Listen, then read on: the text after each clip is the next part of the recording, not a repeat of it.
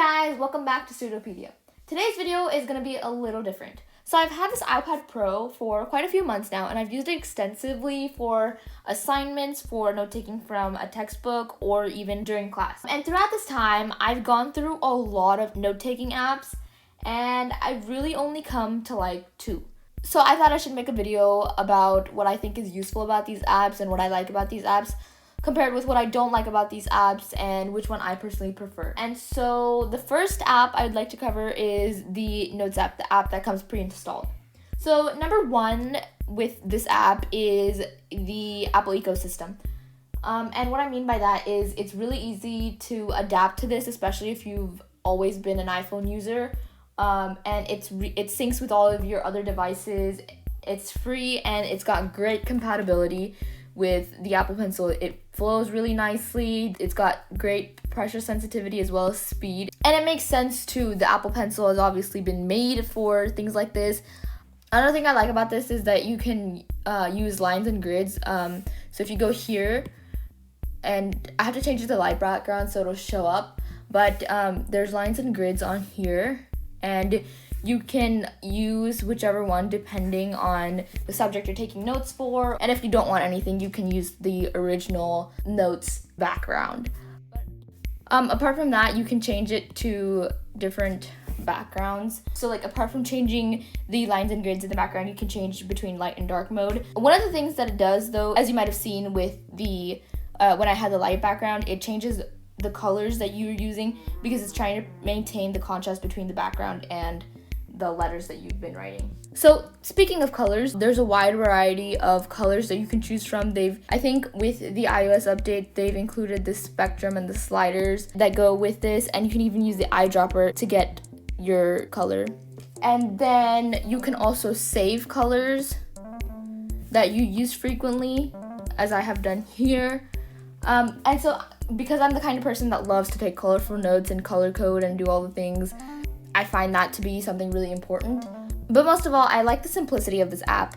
There's a lot of things you can do, but they're all presented in a really simple way. It's easy to switch from drawing something to typing something and using the features that come with it. It's already created a table for me.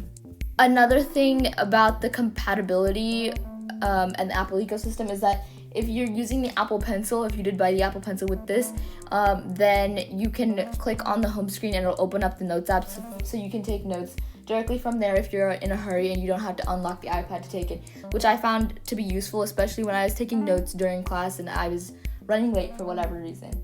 Also, if you draw a square, it's got snap to shape, and that makes it easy to make your notes look clean.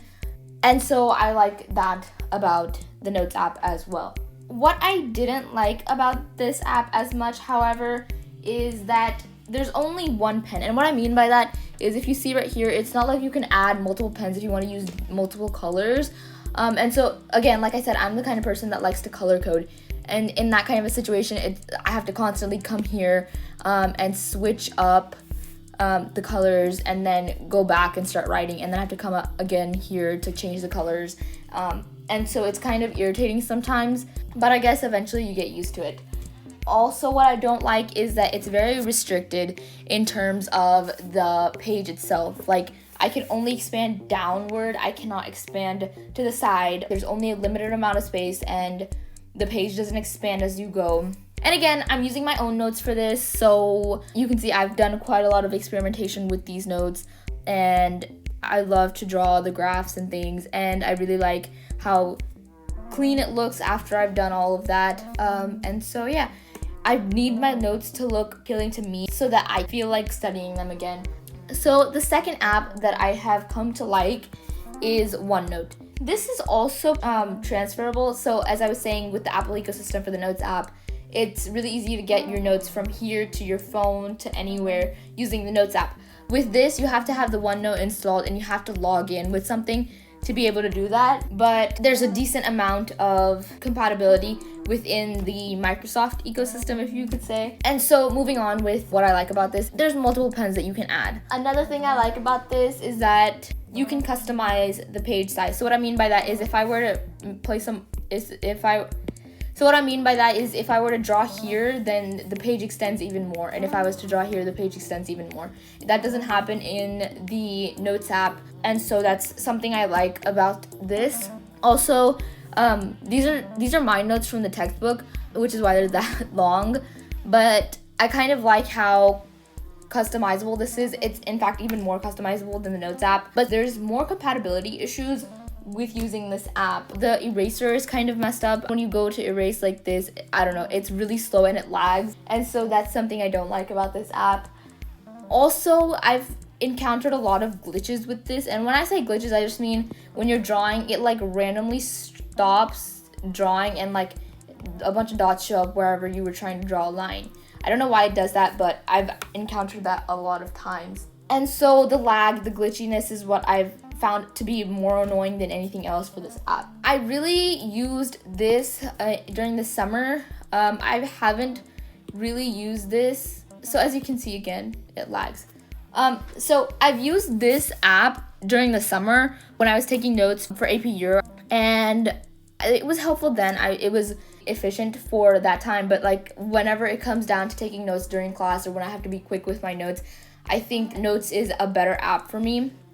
And also another thing with OneNote is in this one, the PDFs aren't as easy to import and edit on. It messes up the entire page, and so I find that Notes is the better app for me. I doodle, I draw, I pretty much do everything on this app. I can make diagrams like this to go with my notes. And so really I've come to like this. I also feel like this app is great even if you're a typer. All of the other apps that I've tried have been really, really annoying. They've always had some problem with the Apple Pencil. They've always messed up in some area. These two apps are the only apps that I've found to even come close to being something that I can use on a daily basis. But again, for OneNote, I would prefer to use it when I have a lot of time to be patient with the app and let it do its lagging and whatever. But if I'm in a time crunch and I need to get my things done fast, then I would prefer Notes. These are the only two apps that I found very clean and efficient to use. These are the only two apps that I found to have a lot of customizability. Honestly, for me, I think the most important things in apps such as these for note-taking is the overall appearance of the app, the customizability of these apps, and how well it works with the Apple Pencil. So that's it for this video. I hope you were able to find the pros and cons of both of these and hopefully pick an app of your own to note-take on. That's all I have for you today. Thank you for watching.